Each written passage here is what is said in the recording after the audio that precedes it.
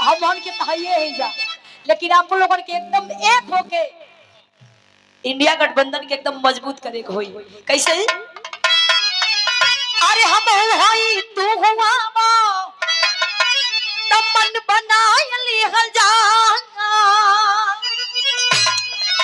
अरे हम हई तू हुआ तब मन बनाय लिहल जा। धर्मेंद्र भैया के अब की जिताए दिहल जा।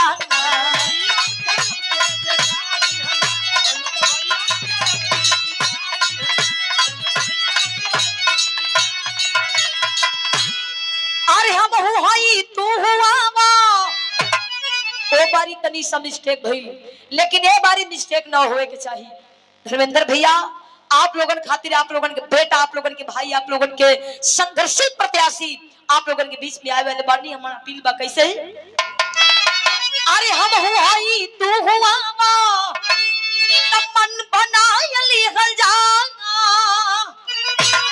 अरे हम हई तू हुआ तब मन बनाय लिहल जा। आई अखिलेश भैया जी के पीएम बनाए दिहल जा।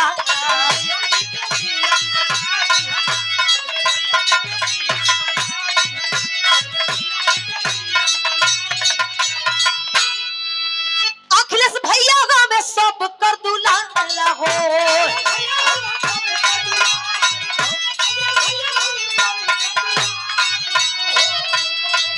हम दुखिया गरीबन के सहारा हो।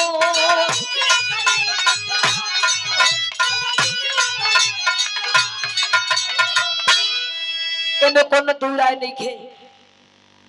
ए सरकार में देखते बानी जा कि जब तक इस सरकार घूम घूम के अब तक जहाँ लोग जात बा ओहू जा लोगन के ऐसन ऐसन माला मिलत बा कि वो लोग देखत बा लोग ऐसे कहे के पड़ल।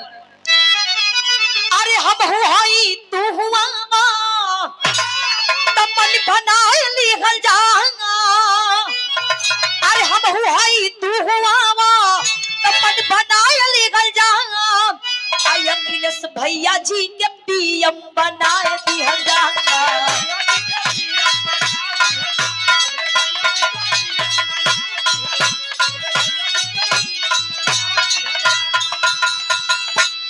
हिंदू मुसलमान सब, अरे हिंदू मुसलमान सब करेला बड़ैया लड़ैया जीती है गठबंधन के। हिंदू मुसलमान सब करेला बड़ैया लड़ैया जीती है गठबंधन के। अखिलेश भैया लड़ैया जीती है।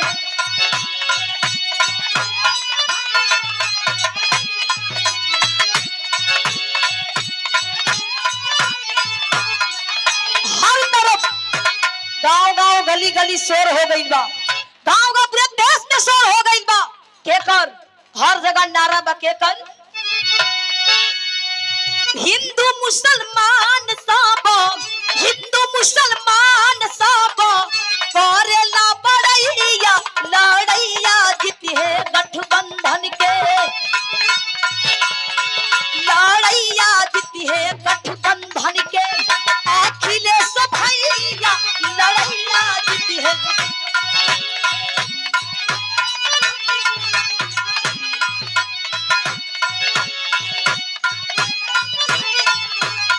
और सब